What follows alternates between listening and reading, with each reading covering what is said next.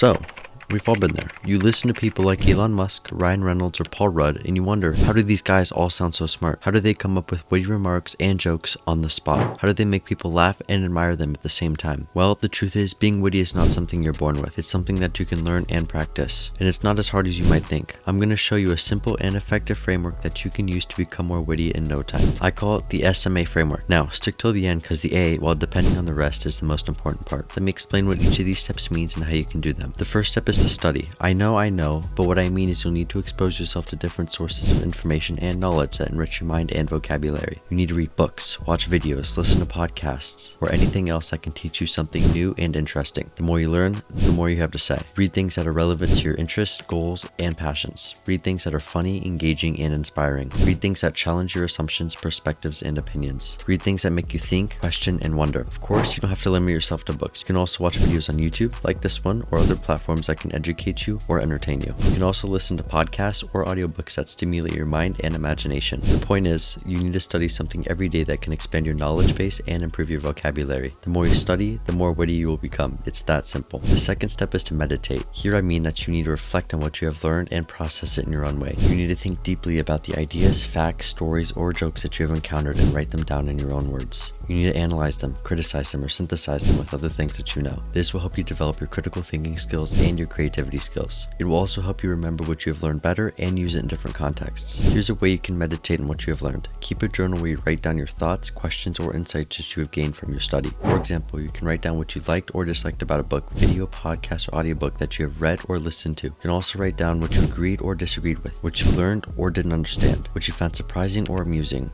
or what you want to know more about. You can also generate your ideas, facts, stories, or jokes based on what you have learned. For example, you can use your imagination and creativity to come up with new scenarios, examples, wordplays, or twists that are inspired by what you have learned. You can also use logic and reasoning to come up with new arguments, explanations, hypotheses, predictions, or solutions based on what you have learned. The last step is to apply. That means you need to use what you have learned and meditated on in your conversations and interactions with others. You need to practice by making smart and funny comments or jokes that are relevant to the topic or situation. You need to also pay attention to your tone, timing, and audience. It will take time, lots of it, but it will work. This will help you develop your communication skills and your confidence skills. It will also help you impress others with your intelligence and humor. Here are some tips on how to apply your wit effectively. Be spontaneous and natural. Don't try too hard to be witty or force a joke that doesn't fit. Let your wit flow from your mind and personality. Be original and creative. Don't copy or repeat jokes that are already known or overused. Come up with your jokes that are fresh and unique. Don't stick to one style or topic of wit.